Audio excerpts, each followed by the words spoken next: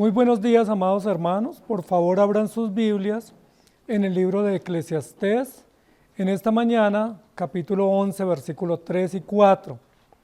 Estamos avanzando, no vamos a la carrera, no tenemos afán, no hay por qué tener afán. Estamos estudiando las Escrituras y sea una porción corta o larga, lo importante es sacarle el provecho. Y especialmente estamos dedicándonos a estudiar el libro de Eclesiastés porque es un libro que ha sido pasado por alto.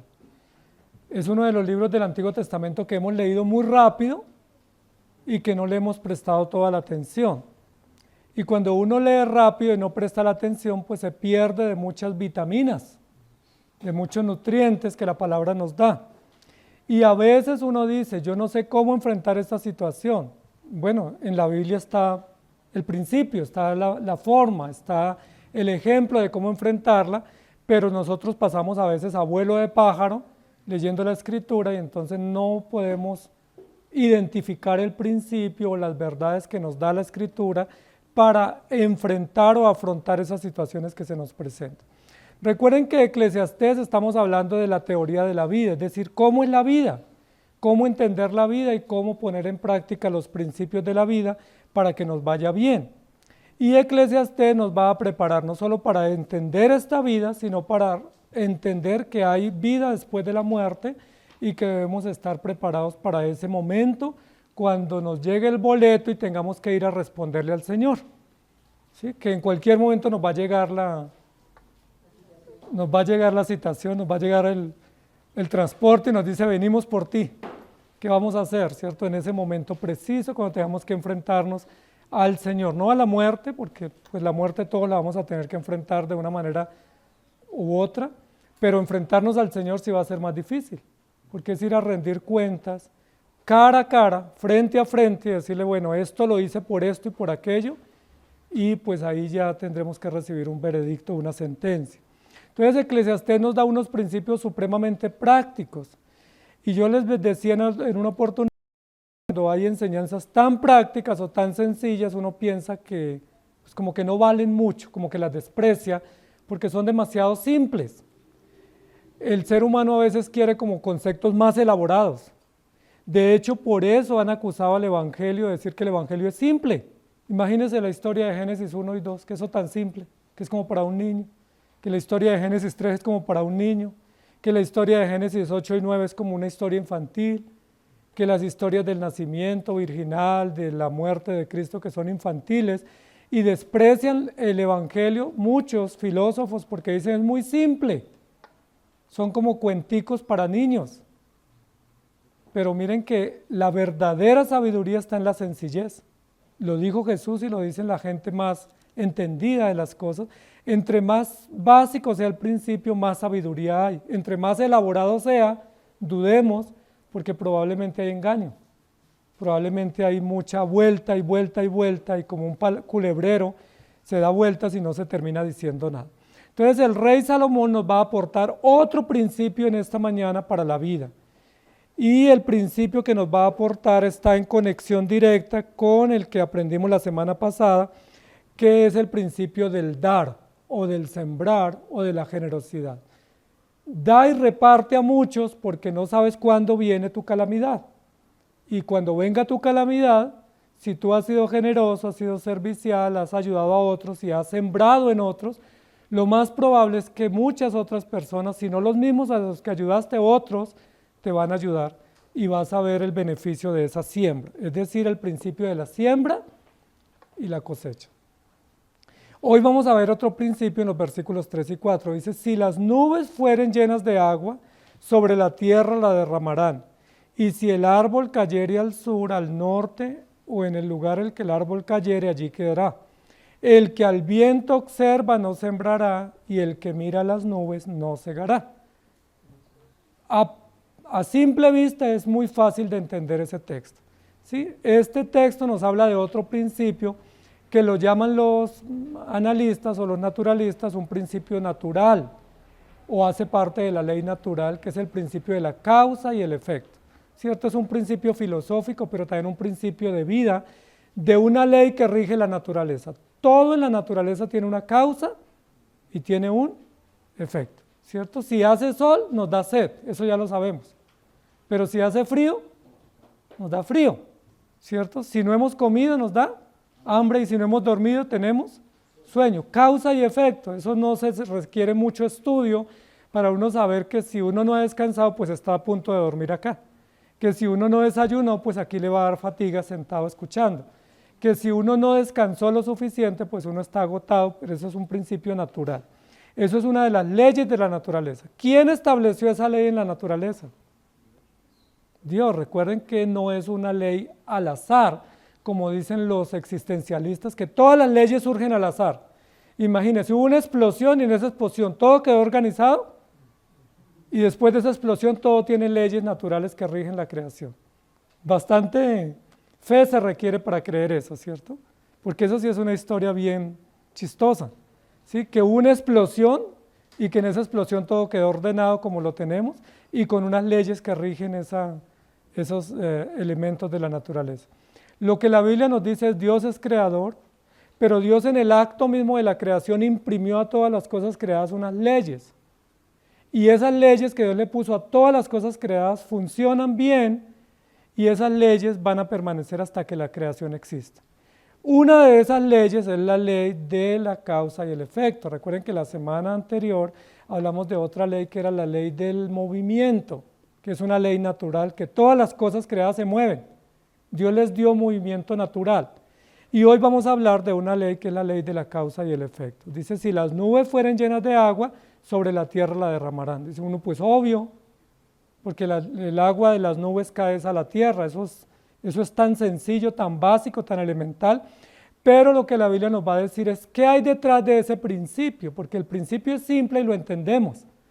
Pero ¿cuál es la sabiduría oculta detrás del principio con relación a lo que Eclesiastés nos quiere enseñar? Recuerden que el estudio de Eclesiastés lo estamos estudiando bajo el eslogan el mundo es vanidad y Cristo es la verdad. Cristo es la verdad que nos transmite sabiduría aún a través de cosas comunes y de leyes naturales.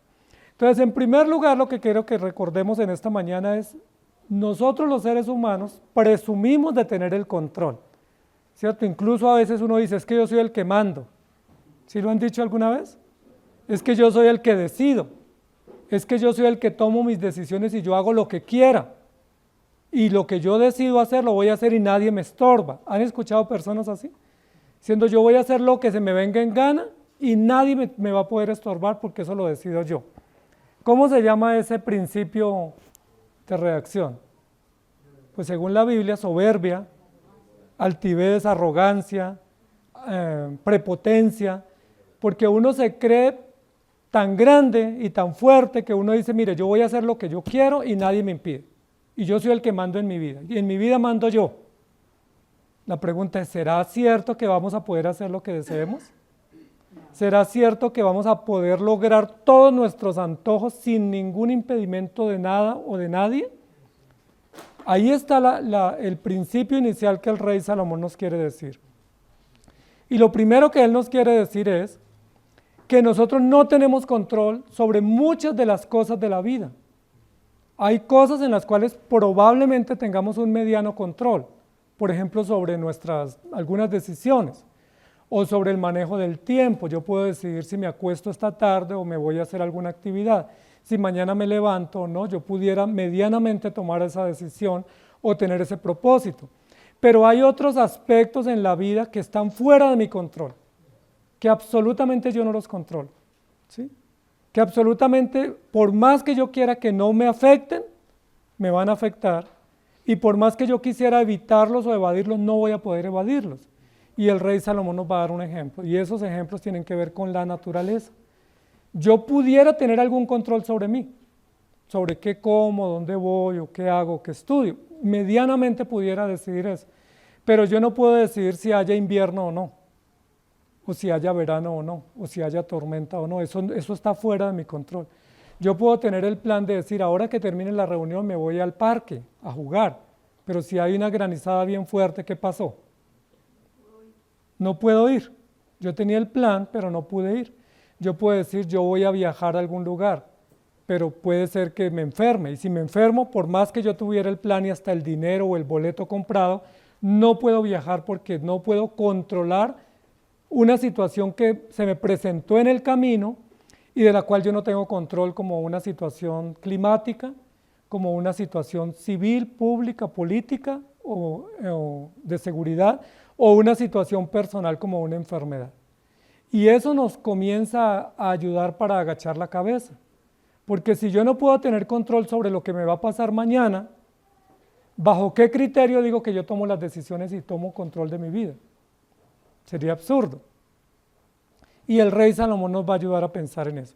Especialmente las leyes de la naturaleza y los eventos de la naturaleza están fuera del control humano. Miren que la pandemia nadie la pudo predecir. Hubo recientemente un fuerte terremoto en Turquía y en Siria y no pudo ser predecido por los grandes geólogos o meteorólogos o los que estudian ese tema de los movimientos de la Tierra. No lo pudieron predecir, no pudieron decir, mire, el día tal, a tal hora, en tal lugar va a suceder esto, evacúen por favor un mes antes o 15 días antes. Muchos muertos, ¿sí? Porque los tomó por sorpresa, nadie pudo escapar, ni siquiera los médicos, ni siquiera los científicos pudieron decir, bueno, yo me voy yendo antecitos. No pudieron. Eso nos muestra que no hay control sobre los eventos de la naturaleza y si no hay control, entonces yo no tengo el control de todas las decisiones, pero sí tengo unos principios que me rigen.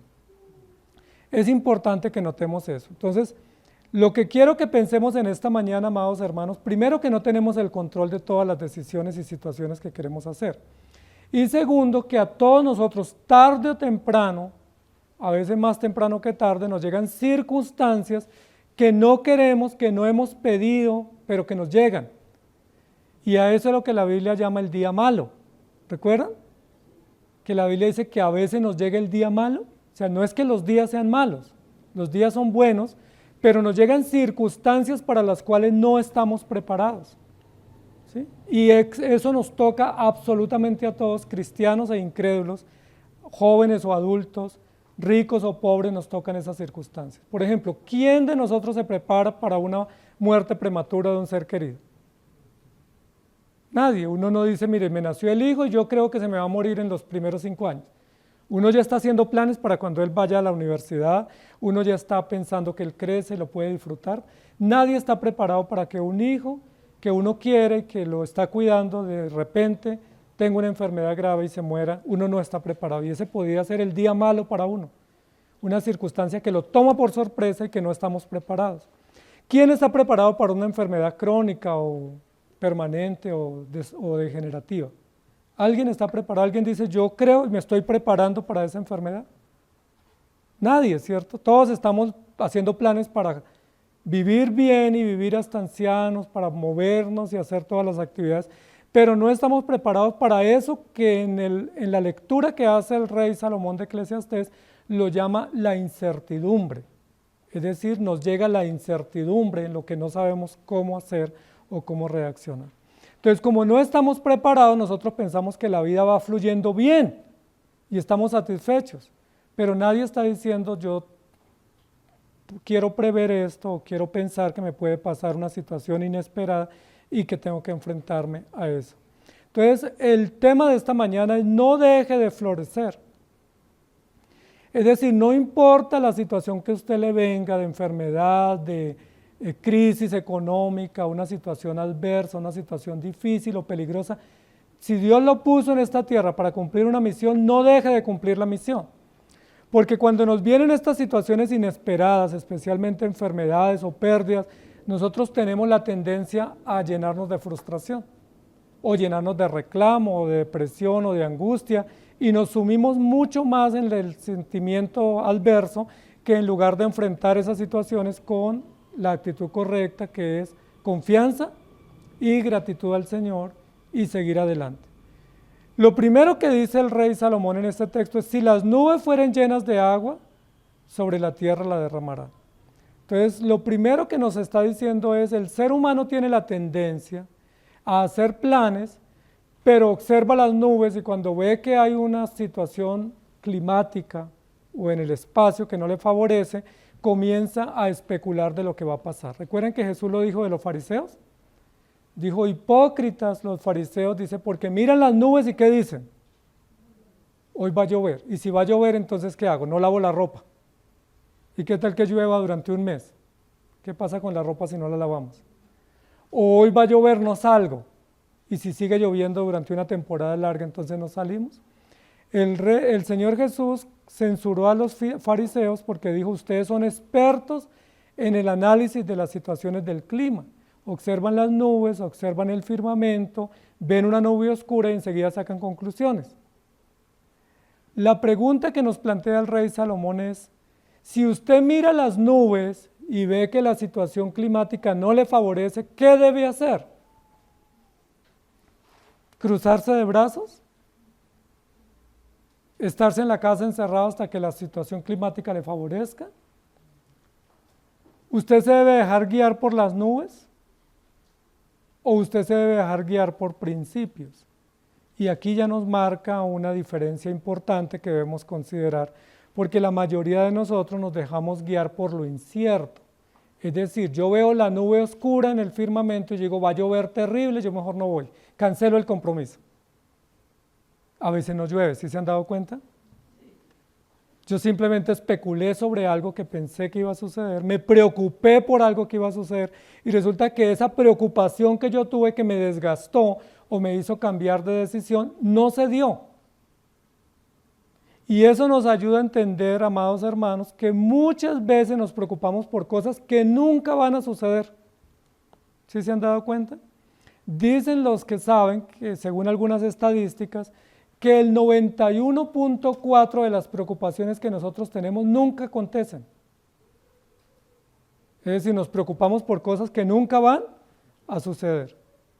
Y esa preocupación no solamente nos quita energía, sino que también nos desvía del deber o del propósito que tenemos porque dejamos de trabajar, dejamos de estudiar y como dice aquí, dejamos de sembrar. El versículo 4 dice, el que al viento observa no siembra y el que mira las nubes, pues no recoge cosecha. Porque si usted no siembra la cosecha en la edad o en la época adecuada, no espere la cosecha después.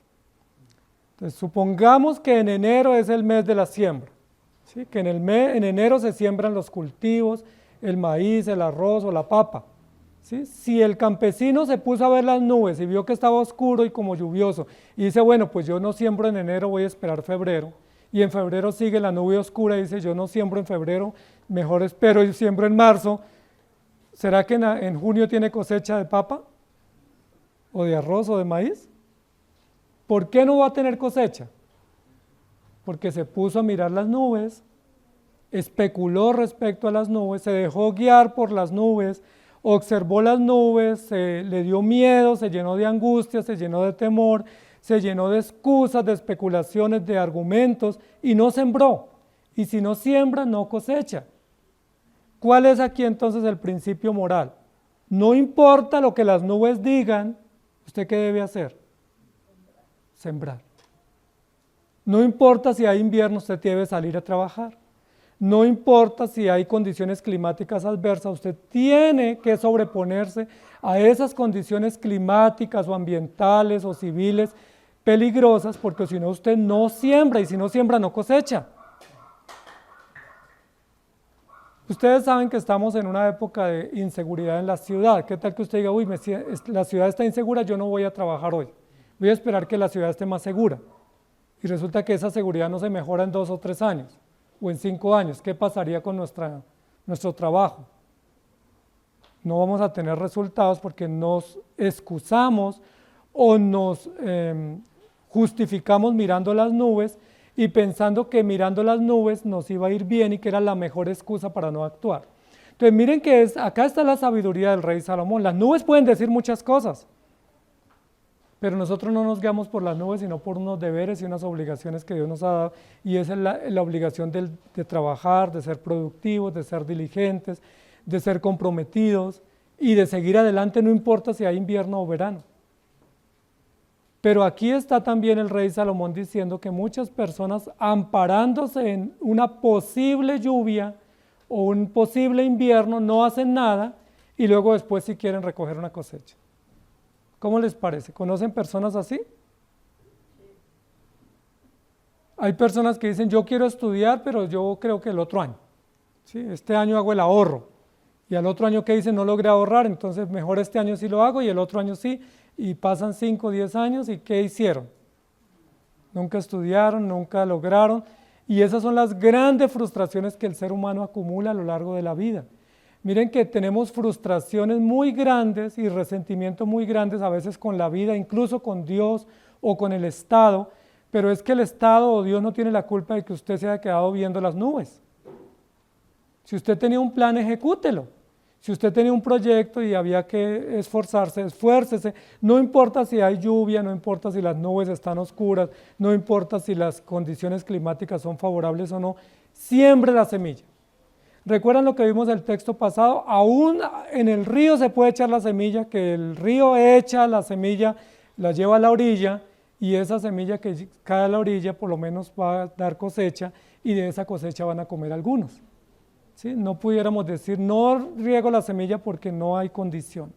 Entonces me llama mucho la atención, amados hermanos, porque esto que está diciendo el rey Salomón nos habla también de una forma como nosotros actuamos con frecuencia, y es las excusas.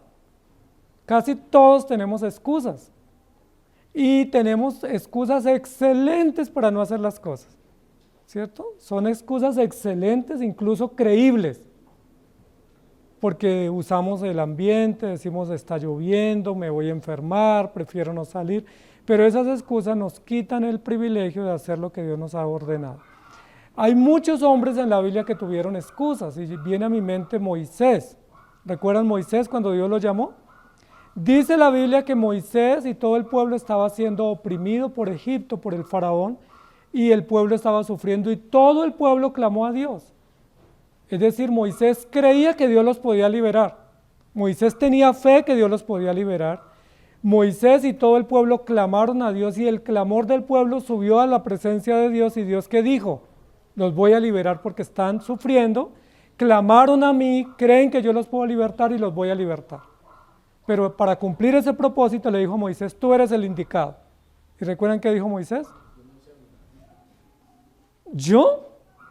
Yo no, mande a otro, ¿cierto? Y tuvo excusas como no me van a creer, ¿sí? ¿Qué les voy a decir? Cuando me pregunten quién me mandó, ¿yo qué les digo? ¿Sí? Cuando yo les diga, no me van a creer. Y luego, como ninguna de esas excusas prevaleció delante de Dios, entonces dijo, es que yo no sé hablar. Yo no sé hablar. Yo soy tartamudo. Yo no sé hablar y no puedo expresarme qué voy a hacer. Esas excusas que sacó Moisés son excusas que muestran que él estaba observando las condiciones externas que posiblemente no le favorecían, y él no quería fracasar, pero no tenía el valor de asumir el deber de hacer las cosas. Entonces, no deje de cumplir su deber, amado hermano, no deje de florecer, no importa si las nubes le indican no hacerlo. Es decir, no importa si las condiciones naturales están en contra suya, manténgase firme cumpliendo su deber y diciendo, vamos a confiar en el Señor y vamos a hacer las tareas. Éxodo capítulo 3, versículos 11 al 13 dice, entonces Moisés respondió a Dios, ¿quién soy yo para que vaya a Egipto y saque de Egipto a los hijos de Israel? Miren que tenía mejores argumentos Moisés que Dios, porque Dios le dice, yo te mando a ti, y Moisés cuestiona a Dios diciéndole, pero ¿quién soy yo? Es decir, te equivocaste, no soy yo, es otro el indicado. Y él respondió, ve porque yo estaré contigo, y esto te será por señal de que yo te he enviado cuando hayas sacado a Egipto al pueblo, serviréis a Dios sobre este monte. Dios le dice, la señal es que tú lo vas a sacar, y cuando lo tengas en el desierto te vas a dar cuenta que eras tú el indicado. Pero hay que hacer la tarea. ¿Sí? No hay una señal previa de garantía, sino la garantía es cuando esté en el desierto y usted ve al pueblo y lo esté liderando, usted va a llegar a la conclusión que sí era el indicado.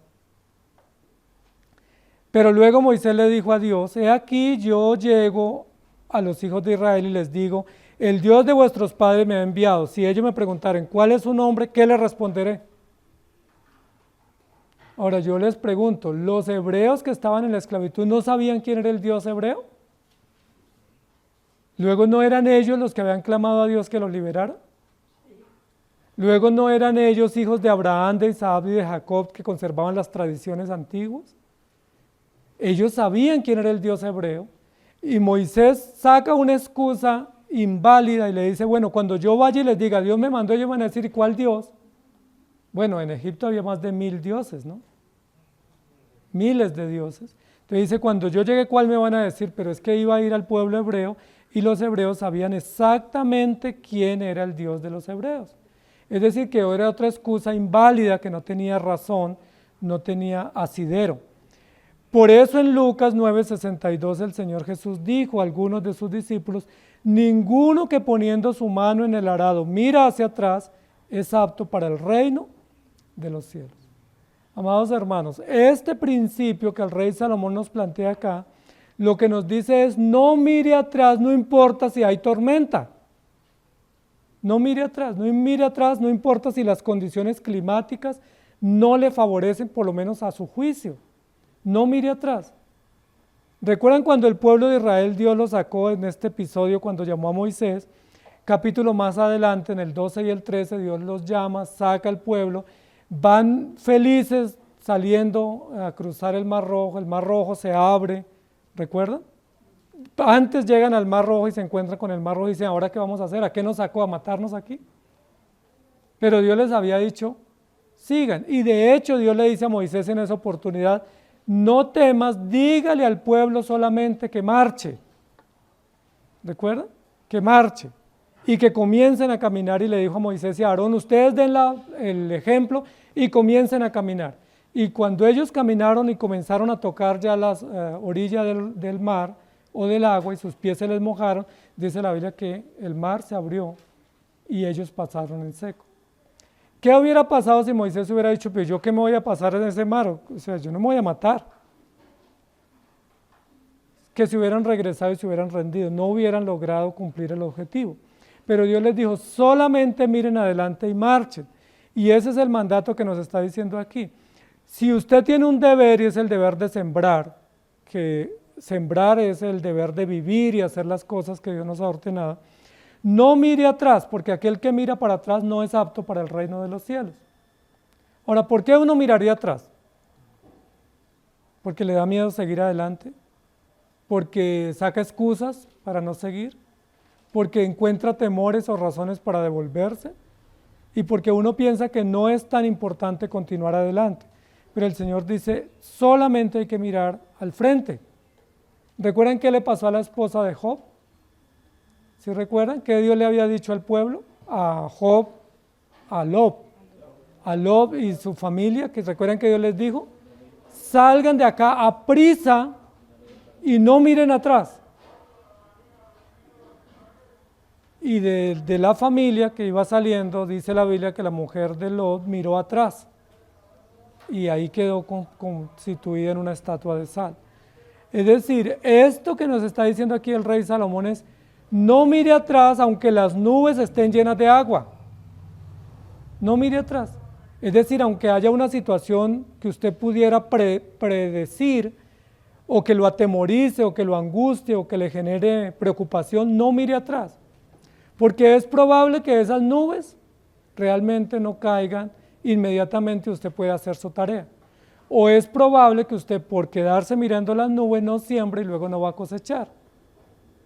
Entonces el principio es, no importa las condiciones que vengan, usted siga adelante. Y eso decirlo es fácil.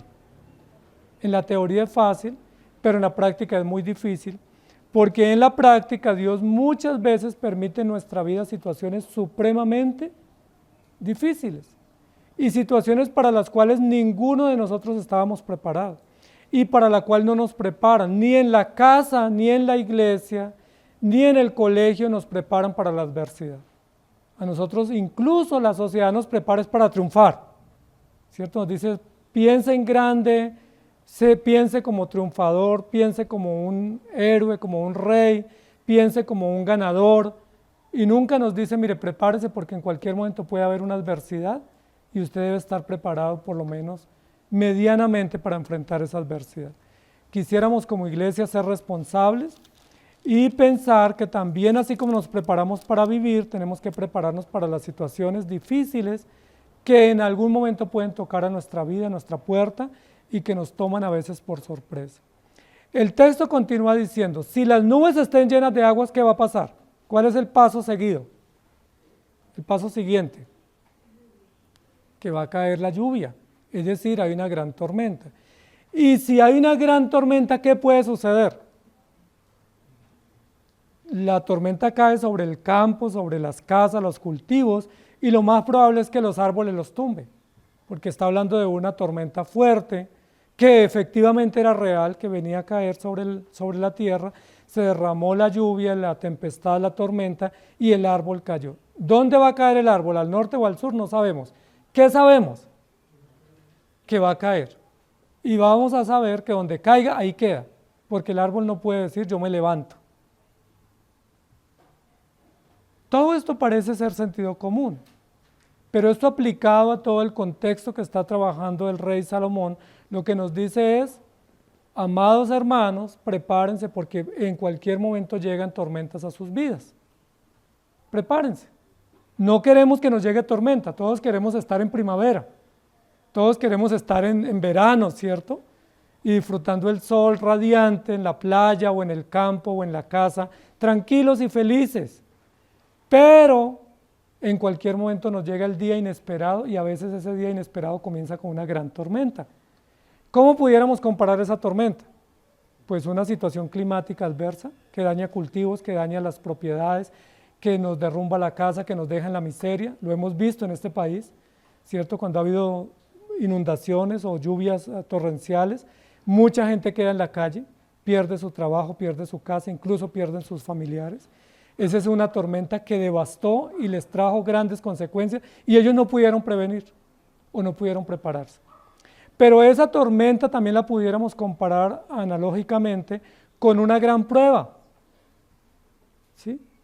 Con una gran prueba que a veces no estamos preparados y esa prueba inesperada nos tomó por sorpresa como una gran tormenta, como una gran condición devastadora que nosotros no pudimos sostenernos en pie. ¿Y cómo quedamos? Como el árbol caído. Y si quedamos como el árbol caído en una circunstancia devastadora de una prueba, ¿qué podemos hacer? Miren lo que dice acá, si el árbol cae, producto de una gran tormenta, no se levanta. Y amados hermanos, estas son situaciones de incertidumbre que todos los seres humanos vivimos. Hay personas que debido a una gran prueba, un accidente, una situación inesperada, pierden sus seres queridos. ¿Los pueden recuperar después? ¿Se puede recuperar un ser querido después de que por una situación de guerra, de violencia o una situación fortuita los perdamos? No. Hay muchas situaciones donde una persona tiene pérdidas sensibles en su cuerpo por un accidente, le amputan las piernas, le sacan un pulmón, pierde un ojo, pierde un brazo. ¿Se puede recuperar después ese órgano que uno perdió debido a una situación inesperada? A una gran tormenta que le viene, una incertidumbre que golpeó a las puertas de la casa de uno. ¿Se puede o no? No. Recuerdan que uno de los descendientes de Saúl, creo que era nieto, si no estoy mal, de Saúl, hijo de Jonatán, Mefiboset, era lisiado de los pies. ¿Quién puede evitar que un hijo nazca con una malformación o con una situación congénita que uno no está preparado para tener? Pero esa situación toca a tantos hogares que a veces nosotros ni siquiera somos conscientes de lo que sufren muchas familias, cuidando hijos enfermos toda la vida, o hijos que nunca se van a levantar, o hijos que mueren tempranamente, o situaciones que nos tocan de sorpresa, un accidente, una pérdida, una enfermedad, cuando el médico le dice lo único que hay que hacer es amputar. ¿Y uno qué dice? Pues yo no estoy preparado, pero si es la única opción. Ahora, es fácil, con un himno, cuán grande es Él, nos cantamos mientras nos están haciendo una amputación, o mientras estamos sepultando a nuestros hijos, a nuestros seres queridos. Pues la realidad es que no. La realidad es que viene depresión, viene angustia, preguntas, grandes reclamos, incluso a veces rebeldía contra Dios diciendo no puede ser. ¿Se acuerdan lo que le pasó a Job? Lo que la Biblia describe es que Job vivía feliz. Era un hombre inteligente, tenía estatus, era reconocido y amado y tenía mucha gente a su alrededor y además de eso era rico y disfrutaba de mucha salud. Pero un día cualquiera que él no estaba preparado, ¿qué dice la Biblia? ¿Recuerda? Llegó un criado diciendo hubo un vendaval y acabó con los cultivos. Sí, hubo una situación difícil y sus hijos murieron. Y en un solo día perdió toda su riqueza y perdió su salud. Yo le pregunto, ¿estaba Job preparado para ese tema?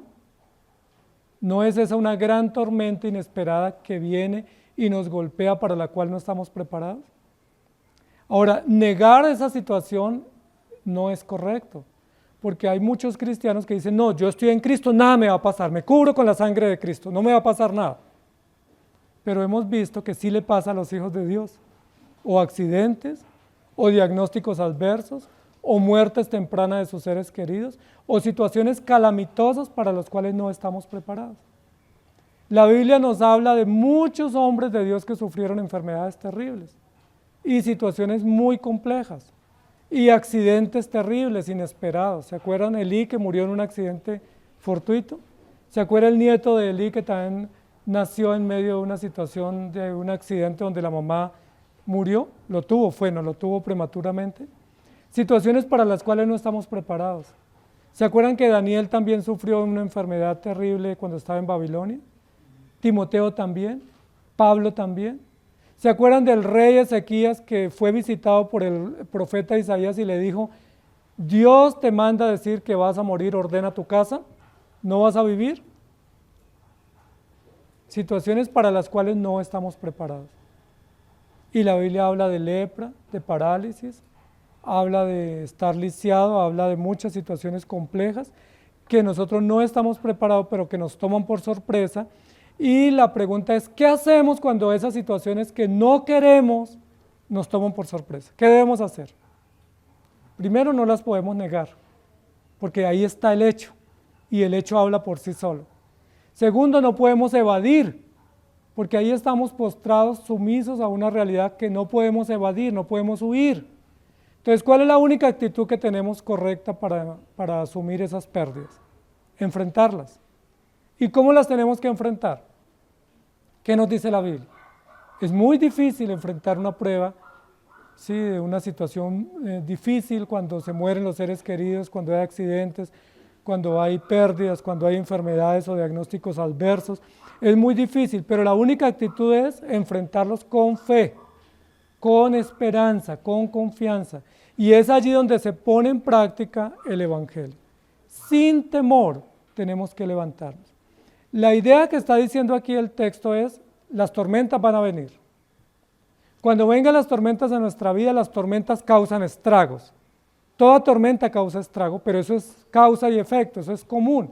No pudiéramos esperar que haya una gran tormenta con vientos y con granizo y que no haga nada.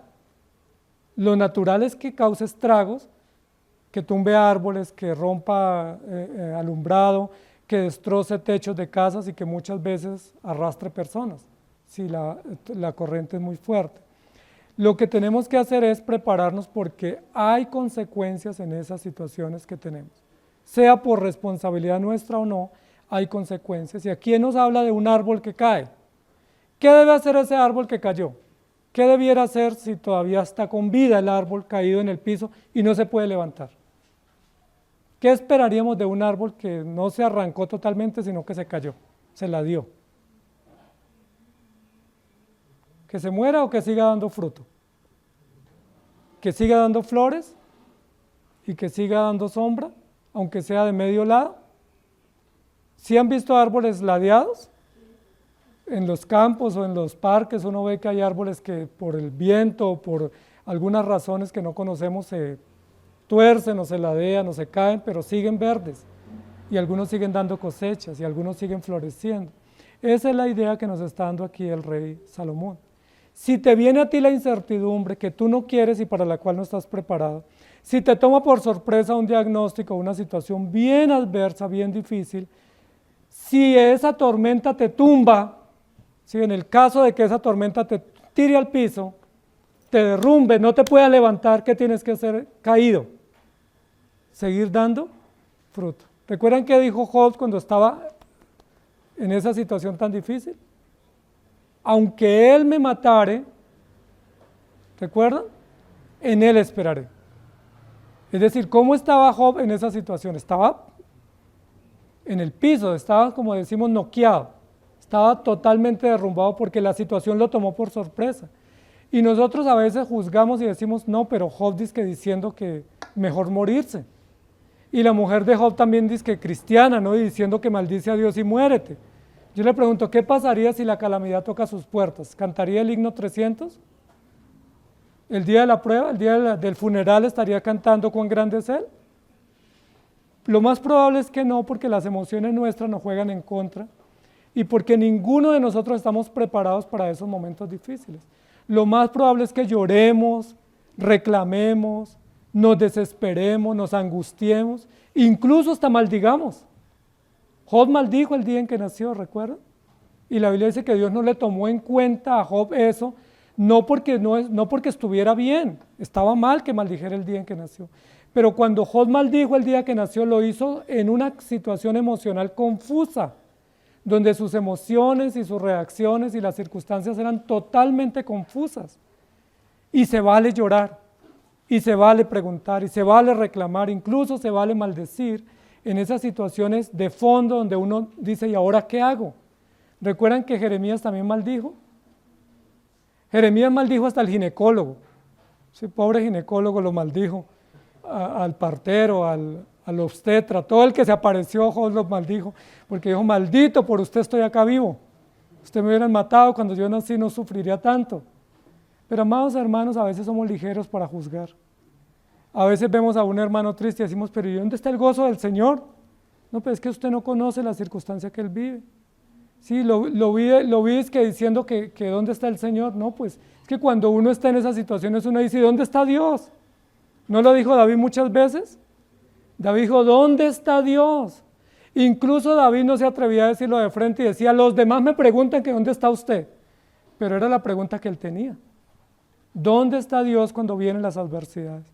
Entonces, amados hermanos, debemos entender que como no estamos preparados para la incertidumbre y para el día malo, cuando nos venga el día malo, pues obviamente vamos a reaccionar posiblemente de la manera que menos espera, pero que expresa o evidencia lo que sentimos y lo que nosotros estamos viviendo. Romanos capítulo 8, 31 nos ayuda a nosotros para que tengamos eso presente en situaciones difíciles. ¿Qué pues diremos a esto? Si Dios es por nosotros, ¿quién contra nosotros?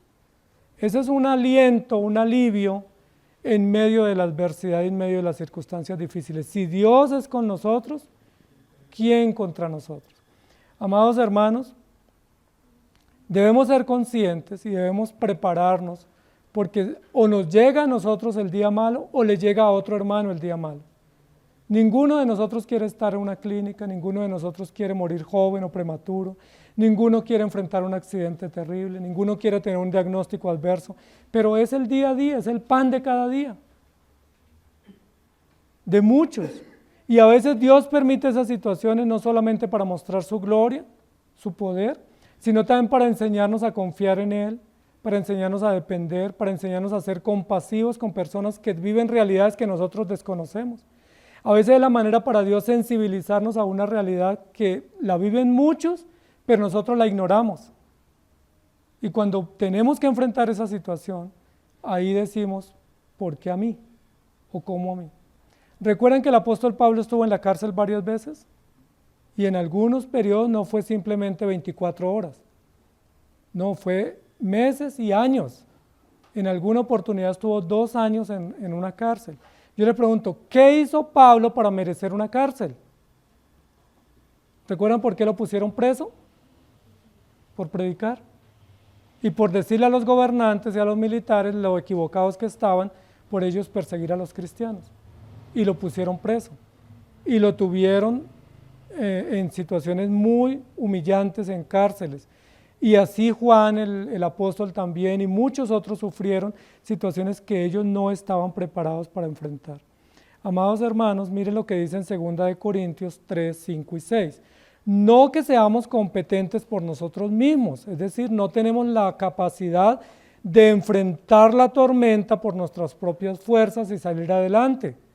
Si yo me meto en la tormenta o la tormenta me viene y me enreda, me envuelve, no la voy a poder enfrentar por mis propias fuerzas, porque yo no soy competente. Nuestra competencia proviene de Dios, el cual asimismo nos hizo ministros competentes de un nuevo pacto, no de la letra, sino del Espíritu, porque la letra mata, mas el Espíritu vivifica. Hechos capítulo 4, versículo 13 dice: entonces viendo el denuedo de Pedro y de Juan, sabiendo que eran hombres sin letras y del vulgo, se maravillaban y les reconocían que habían estado con Jesús. ¿Recuerdan qué sucedió entre el capítulo 3 y 4 de Hechos? Que cogieron a Pedro y a Juan y los golpearon por predicar el evangelio y les prohibieron predicar, pero luego en el capítulo 4 ellos siguen predicando con denuedo. O sea, ¿por qué tienen el valor de seguir predicando? En medio de las consecuencias físicas que habían tenido debido a los maltratos y a los abusos de los gobernantes de turno, porque ellos predicaban, porque ellos tenían la confianza en el Señor. Cuando Job dijo, si él me matare, o aunque él me matare, en él esperaré, no era una frase de cliché. Job dijo eso porque tenía la confianza firme en el Señor, que aún en el peor momento o en el peor estado, estamos en Cristo y Dios es nuestra esperanza y nuestro consuelo. No importa cuánto nos falte, ¿sí? No sabemos cuánto nos va a faltar en la prueba, sabemos cuánto tenemos y a quién tenemos. ¿Estamos de acuerdo? Amados hermanos, cuando vienen pruebas, a veces golpean con ímpetu y ese ímpetu a veces nos tumba al piso y a veces estando en el piso no nos podemos levantar. Pero aún estando en el piso tenemos que seguir adelante creyendo en el Señor, confiando en el Señor, mostrando nuestra esperanza, nuestra confianza y predicando el Evangelio aún sin poder hablar, aún sin poder movernos y aún postrados en situaciones que nosotros no queríamos, pero que nos vinieron. Allí es donde toma fuerza el texto de Filipenses 4:13. Lo saben de memoria todos, ¿cierto? Todo lo puedo en Cristo que me fortalece. Recuerden que ese no es un texto para comprar el chance ni para subirse uno a un vehículo a alta velocidad. Ese es un texto para enfrentar adversidades. En los momentos de las peores adversidades, todo lo podemos en Cristo que nos fortalece. No importa qué nos haya dicho el médico, no importa qué resultados estemos teniendo adversos en cualquier área de nuestra vida, si el Señor está con nosotros, ¿quién contra nosotros? Ahora, es muy importante, amados hermanos, que nos preparemos para el día malo, porque la Biblia nos advierte. La Biblia sí nos dice, recuerde que el humanismo nos dice, no piense negativo, piense solo positivo, pero la Biblia sí dice que vendrá el día malo y que debemos ser conscientes que en algún momento vienen situaciones muy difíciles que nosotros no estamos preparados. ¿Qué vamos a hacer? Miremos en Éxodo capítulo 4, versículo 1 y luego el 10 y el 11, cómo Moisés sigue sacando excusas delante de Dios. Entonces Moisés respondió diciendo, he aquí que ellos no me creerán, ni oirán mi voz, porque dirán, no te ha aparecido Jehová. Entonces dijo Moisés a Jehová, ay Señor, nunca he sido hombre de fácil palabra, ni antes ni después que tú hablas a tu siervo, porque soy tardo en el habla y torpe de lengua. Y Jehová Dios se puso furioso con Moisés y le dijo, ¿y quién le dio la boca al hombre? ¿O quién hizo al mudo o al sordo? ¿Y quién hizo al que ve y al que no ve? ¿No soy yo que te estoy dando una orden? Es decir, no importa los temores, no importa los argumentos, no importa las adversidades, no importan las vicisitudes que tengamos que enfrentar, si Dios nos da órdenes, ¿qué debemos hacer? Cumplirlas. ¿Recuerdan cuando Dios le dijo a Abraham, te voy a dar una descendencia como las estrellas y como la arena? Dice la Biblia, Abraham creyó. ¿Recuerdan que luego Dios le dijo, te voy a dar un hijo y ese hijo necesito que lo circuncide y será el hijo de la promesa? Abraham creyó y llegó ese hijo, pero luego cuando tenía unos 12, 13 años, Dios le dijo, ese hijo al que tú amas, sacrifícalo. ¿Y qué hizo Abraham? Dice la Biblia que Abraham también creyó que tenía que sacrificarlo y se levantó.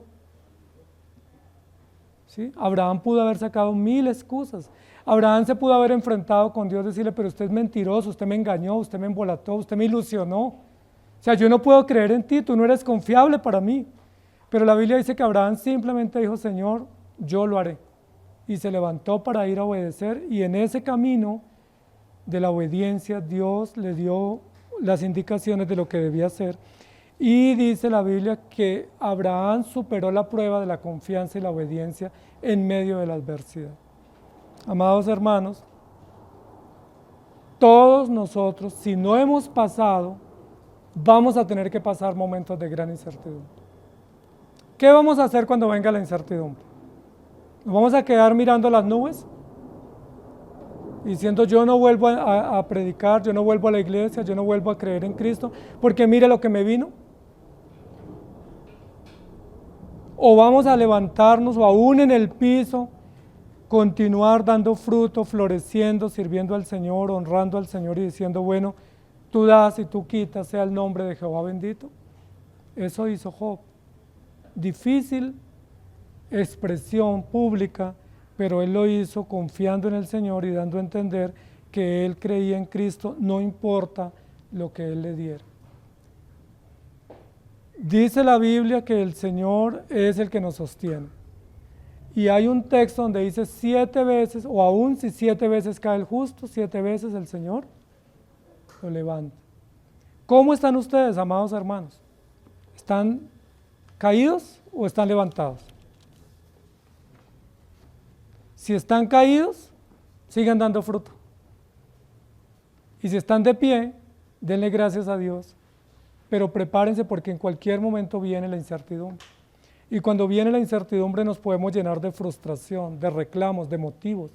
La Biblia nos da un ejemplo de una mujer, y no es para menos, no la estamos juzgando, sino es el ejemplo de una mujer que sufrió mucho. ¿Recuerdan cuál fue? Noemí. Sufrió mucho.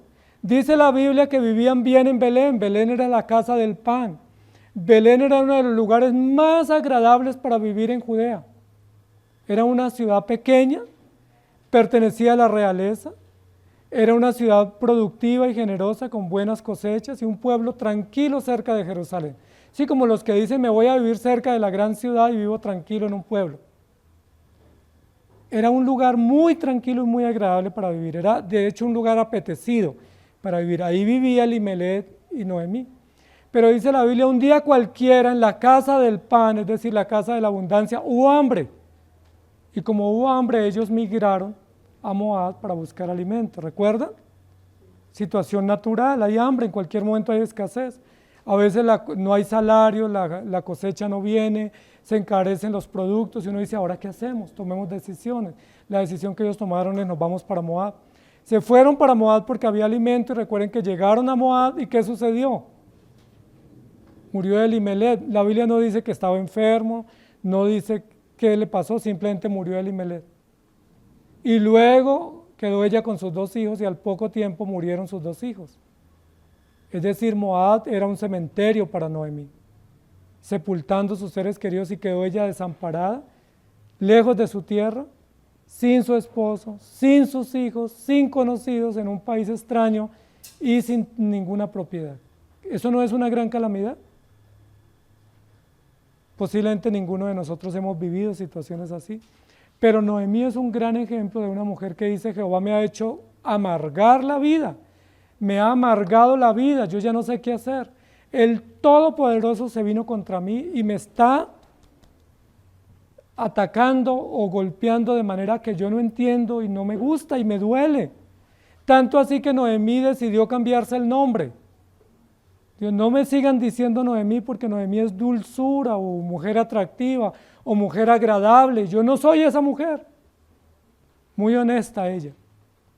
Porque en su honestidad dijo, yo soy una mujer amargada, una mujer frustrada, una mujer cargada que yo no sé qué hacer porque Dios me ha dado muy duro con situaciones que ella no esperaba. ¿Quién pensó que si ella se iba de Belén, su esposo lo tenía que sepultar en tierra extraña? ¿Quién pensó que sus 2 hijos jóvenes los iba a tener que sepultar primero y ella quedar viuda y sola y huérfana de sus propios hijos? ¿Estaría preparada para eso? ¿Ustedes qué dicen? No. Ese es el día malo que le llegó a ella, que no fue un día, sino fueron como 12 años enfrentando una gran prueba de dolor, una gran prueba de soledad, de incertidumbre, de pobreza, de migración, de abandono, de exilio. Terrible. 12 años afrontando eso, para que en el capítulo 4 veamos la restauración que el Señor dio de manera milagrosa y maravillosa. Amados hermanos, cuando llegue la incertidumbre, debemos superar la frustración y el desaliento. Debemos enfrentarnos, lo más terrible de enfrentarnos es con nosotros mismos, porque viene la amargura. Eso le vino a Noemí. A Job le vino la decepción y la depresión. A Jeremías le vino la depresión y la decepción en la situación. A Elías le vino también el sentimiento de muerte en medio de la crisis que vivió de 3 años y medio huyendo del rey Acab. ¿Qué sentimientos nos pueden venir a nosotros cuando vengan los días difíciles? Pues no creo que vengan muchos sentimientos piadosos. Nos van a llegar sentimientos que ni siquiera pensábamos que existían en nosotros. Nos van a llegar sentimientos que nunca los habíamos aflorado en nuestra mente y nuestra conciencia, que los teníamos olvidados en nuestro cerebro, pero que cuando choca la tormenta y la tormenta nos tira al piso y no nos podemos levantar, afloran sentimientos inesperados que también es importante que salgan a la superficie para enfrentarlos, para asumirlos, para reconocerlos y para tener que enfrentarnos a ellos a ver qué tanto evangelio hay en nosotros. Y esa sería la pregunta de fondo. ¿Qué tanto evangelio hay para nosotros enfrentar la adversidad? O sea, ¿cuánto evangelio tenemos atesorado para el día de la prueba? ¿Recuerdan cómo hacen los camellos para poder cruzar el desierto sin necesidad de alimentarse durante 2 meses o más? Tienen almacenado vitaminas y nutrientes en su joroba. Y todo ese desierto lo pueden cruzar los desiertos más inhóspitos del África o del Asia con esa reserva que tienen. Amados hermanos, probablemente hoy no estamos en la incertidumbre hoy, pero estamos acumulando, estamos atesorando, atesoren, sean diligentes, atesoren en su conciencia, en su cerebro, en su mente, en su corazón, atesoren evangelio, porque cuando venga el día malo, necesitamos esas reservas. Cuando no podamos congregarnos porque estamos hospitalizados o en una cárcel o estamos en la casa sin podernos levantar, es allí donde se requiere el evangelio. Todo ese atesoramiento que hemos almacenado, todas esas reservas que hemos guardado, todo eso es donde se necesita que salga a la superficie para afrontar la incertidumbre. Por eso el texto continúa diciendo, el que mira las nubes no siembra y el que mira a la lluvia no cosecha. Amados hermanos, la Biblia en Romanos 9:16 dice, así que no depende del que quiere, ni del que corre, sino de Dios que tiene misericordia.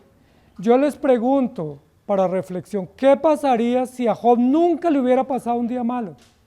Si todos hubieran sido días gloriosos y plenos como él los estaba viviendo hasta ese momento del capítulo 1.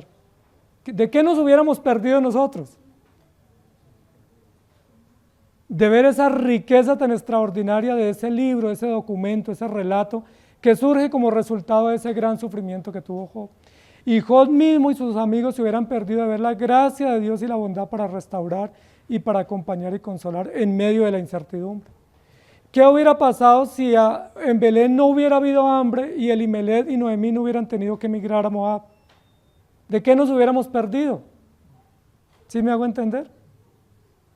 ¿Qué hubiera pasado si a Pablo nunca hubiera tenido obstáculos y nunca hubiera estado en una cárcel y nunca hubiera pasado adversidades? ¿De qué nos hubiéramos perdido nosotros hoy?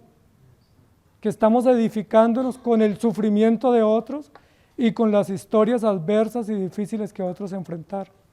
Ahora, ¿no será que si nosotros enfrentamos adversidades también puede ser el ánimo y el aliento para otros? Porque a veces pensamos tanto en nosotros, pero olvidamos que el sufrimiento nuestro, o la lucha nuestra, o la incertidumbre nuestra, puede ser la lección para otros, para que otros lleguen a Cristo, para que la familia se una, para que la familia perdone, para que los hijos se consagren, para que los vecinos entiendan el evangelio, para que la iglesia sea más fervorosa. ¿No será que a veces las incertidumbres o las tormentas que nos tumban al piso y nos dejan noqueados, las usa Dios para su propia gloria? Es el ejemplo que vemos en la Escritura. Es el ejemplo que vemos de cómo las situaciones difíciles son la muestra de Dios para su gran misericordia. Así que no depende del que quiere ni del que corre, sino de Dios que tiene. Pero ¿sabían ustedes que Dios es misericordioso también en causarnos sufrimiento? Que la misericordia de Dios se muestra no solamente en defendernos y evitar, sino también en exponernos al sufrimiento. Dios es tan misericordioso que permite sufrimientos para en medio del sufrimiento mostrar su gloria, su poder y su excelencia, para que en medio del sufrimiento aflore lo que pensábamos que no teníamos. Por ejemplo, ¿quién se imaginaría que la esposa de Job en ese tormento le dice, maldice a Dios y muérete? Pero surgió y eso fue bueno. ¿Quién pensó que Jeremías, el gran profeta de Dios, en medio de la frustración, maldijera todo el que encontró a su lado y deseara morirse?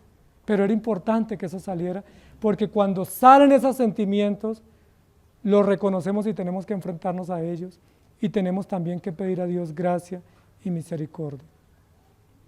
Amados hermanos, ¿están floreciendo? La pregunta que nos tenemos que hacer hoy, ¿estamos floreciendo? Es decir, cumpliendo el propósito, la misión y el encargo que Dios nos dio. Ahora, usted puede decir hoy, sí, yo estoy dando fruto, estoy haciendo lo que Dios me mandó y estoy floreciendo porque soy responsable en mi trabajo, en mi casa, con mis deberes. La pregunta es, ¿y si te viene la tormenta? ¿Seguirás dando fruto? Y si esa tormenta es tan fuerte que no solo te tambalea, sino que te tumba al piso y te deja noqueado, ¿seguirás dando fruto? Y si nunca más te pudiera levantar después de una situación de tormenta o de incertidumbre o inesperada, ¿seguirías dando fruto? ¿O no? Me cuentan después, por favor. Porque ahora es fácil decir, ¿cierto? Pedro dijo, nunca te negaré. Si me toca morir, voy a la cruz contigo. No, que abnegado, ¿cierto? Ese es el amigo que todos necesitamos, para las que sea. Pero a las pocas horas, ¿recuerdan qué estaba haciendo? Jesús, no lo conozco. ¿Quién es? Jesús, me suena, pero lejano el nombre. Yo no sé quién es. Y lo negó, ¿recuerdan? Y lloró amargamente. No saquemos conclusiones ligeras, pidámosle al Señor fuerza, estemos arraigados en Él, sobreedificados, porque a veces no nos mueven las grandes tormentas, pero una pequeña mala mirada nos saca de la iglesia, a veces una pequeña situación nos desvía de la fe, y a veces cosas tan triviales nos alejan de la verdad del Evangelio. Amados hermanos, Dios nos llamó a dar fruto. ¿Recuerdan lo que dice Juan 15? La rama que no da fruto debe ser cortada y echada al fuego. No sirve ni para fuego, no sirve ni siquiera para cocinar un alimento. Es una basura, es arbusto que no sirve. Pero aquel que da fruto, aquel que está en mí, llevará mucho fruto y separados de mí nada podéis hacer. El principio que nos da aquí la Escritura es, si usted está en pie, dé fruto. Si viene la tormenta, dé fruto. Si la tormenta lo tira al piso, dé fruto. Y si nunca se puede levantar, siga dando fruto. ¿Me hago entender? Pablo nos dio un buen ejemplo de eso. Pablo terminó perseguido y en la cárcel, pero predicando el Evangelio y dejándonos escritos del Evangelio. Job es un gran ejemplo que en medio de la incomprensión y la confusión emocional pudo mantenerse fiel hasta el final y siguió dando fruto. Jeremías es otro ejemplo que en medio de toda su confrontación emocional y sus preguntas legítimas murió dando fruto. Pablo dijo, he acabado la carrera, he guardado la fe, he llegado a la meta. La pregunta es, ¿cómo llegarás tú si te viene la adversidad? Si a veces una llovizna nos separa del día del Señor, si a veces una pequeña gripita o dolorcito de cabeza nos distrae de las cosas del Señor, ¿qué pasará si le viene una tormenta que lo noquea? Debiéramos pensar bien eso y pedirle al Señor que nos ayude, porque ninguno, yo tampoco estoy preparado para el día malo, pero nos va a venir y en ese día malo es donde necesitamos que salga el brillo de la perla o el diamante que hay oculto y que no se sabía por la escoria que nos rodeaba. Que el Señor nos ayude y no dejen de florecer. No importa si es en el piso, que florezcamos. Señor, gracias te damos por tu palabra. Tu palabra nos da principios que son prácticos, pero que a veces quisiéramos evadirlos porque nadie de nosotros quiere o anhela o está preparado para el día malo, bien sea en sí mismo o en los seres que le rodean. Yo no estoy preparado para eso, mis hermanos tampoco. Quisiéramos que no nos llegara, pero tu palabra nos advierte que por leyes de causa y efecto y de siembra y cosecha y de leyes naturales nos va a llegar el día malo. Puede ser una enfermedad, puede ser una crisis financiera, puede ser muerte temprana de nuestros seres queridos, puede ser una cárcel, puede ser una acusación falsa, pueden ser tantas situaciones inesperadas donde perdemos todo, perdemos la ilusión, perdemos la vida, perdemos la confianza, donde nos sentimos totalmente solos y abandonados y donde decimos, ¿y ahora qué hago? No tengo a dónde ir. Bueno, alzaré mis ojos a los montes. Cuando estamos en el piso es allí donde vemos tu gracia y tu misericordia. Cuando estamos totalmente solos y abandonados o a la deriva es donde tú te glorificas de manera maravillosa. Cuando estamos como Elías a punto de dejarnos morir porque no podemos más y las fuerzas nos faltan, es donde tú dices, yo estoy contigo, no te dejaré ni te desampararé. Ayúdanos a ser fructíferos, Señor, que aún en medio de las incomprensiones, aún en medio de la amargura, de la decepción, aún en medio de los reclamos, podamos seguir dando fruto y podamos seguir pensando que tú estás con nosotros. Que aún en medio de la amargura, como pasó Noemí, pueda escuchar la voz tuya, que tú visitas a tu pueblo para darles pan y que empiece la travesía de retorno a Belén, a la casa del pan. Ayúdanos, Señor, para que aún en medio de las dudas naturales y los temores naturales que enfrentamos y la confusión de emociones y las preguntas y los reclamos y las peleas, que aún en medio de todo ello la luz de tu palabra brille, la luz de tu espíritu, la voz de tu presencia nos hable y nos diga, no temas, yo estoy contigo. Nunca te he dejado solo, yo estoy aquí contigo, yo te levantaré, yo te sustentaré, yo te ayudaré, yo te confortaré para que sigas dando fruto, para que sigas en pie, para que sigas adelante y para que seas voz a las naciones y para que prediques a muchos pueblos.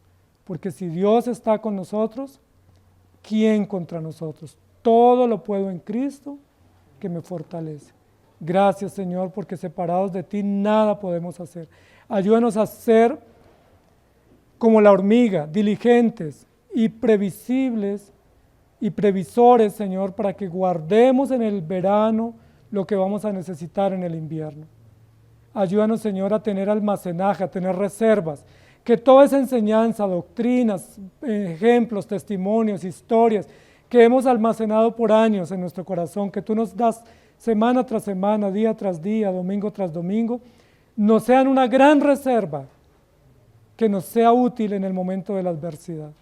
Ayúdanos, Señor, te lo pedimos y rogamos especialmente por aquellos hermanos o aquellas familias que ya están enfrentando esos días difíciles, esos episodios de incertidumbre, bien sea por la vejez, las enfermedades, las familias, las crisis económicas, por tantas situaciones que ni siquiera imaginamos que pasan nuestros hermanos, pero que son difíciles y que son grandes tormentas que nos botan al piso, que nos sacuden, que nos estremecen, que nos dejan sin fuerzas, que nos dejan aturdidos y que lo único que podemos hacer es confiar en ti y poner nuestra esperanza en ti.